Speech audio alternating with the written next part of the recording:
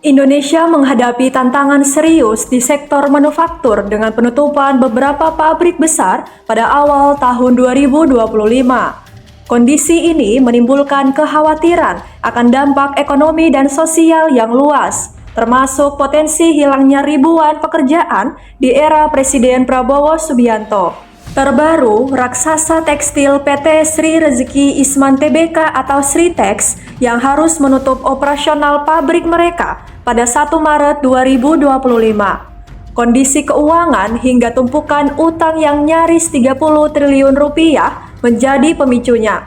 Kondisi membuat hampir 11.000 buruh Sritex harus menghadapi pemutusan hubungan kerja atau PHK. Jumlah karyawan Sritex yang terkena PHK sebanyak 10.665 orang. Urusan pesangon menjadi tanggung jawab kurator, sedangkan jaminan hari tua menjadi kewenangan BPJS Ketenagakerjaan, kata Dinas Perindustrian dan Tenaga Kerja Sukoharjo Sumarno dikutip dari keterangan tertulis pada Jumat 28 Februari 2025. Secara rinci, pekerja yang terkena PHK pada Januari 2025 di PT Bitratex Semarang adalah 1.065 orang. Lanjut ke PHK pada 26 Februari 2025, terdapat pekerja PT Sritex Sukoharjo sebanyak 8.504 orang.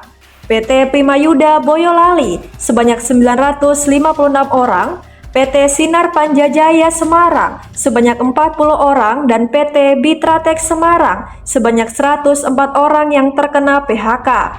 Dengan begitu, jumlah total PHK adalah 10.665 orang.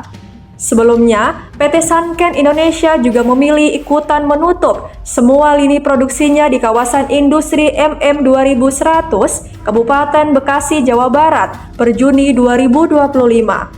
Akibat penutupan pabrik ini, 459 buruh Sanken terkena pemutusan hubungan kerja. Kerugian yang terus-menerus sejak 2019 menjadi pemicu utamanya.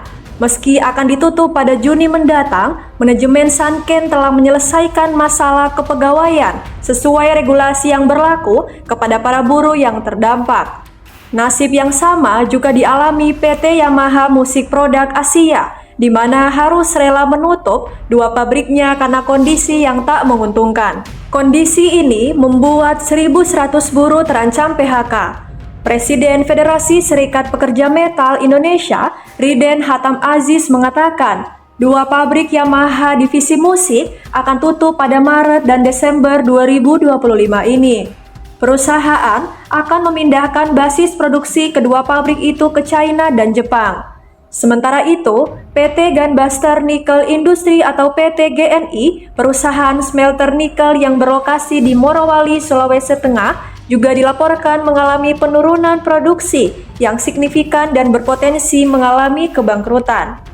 Ancaman ini muncul akibat keputusan perusahaan untuk memangkas produksi nikel secara signifikan.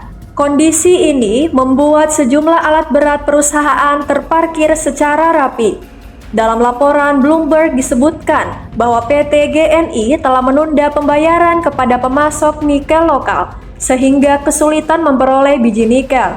Kondisi ini telah berlangsung selama beberapa bulan terakhir setelah perusahaan induknya Jiangsu Delong Nickel Industry Co mengalami masalah.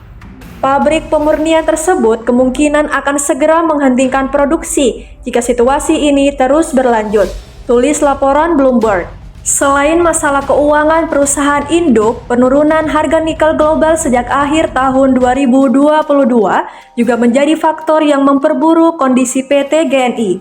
Penurunan harga ini menyebabkan produksi biji nikel di Indonesia diperketat selama hampir setahun terakhir.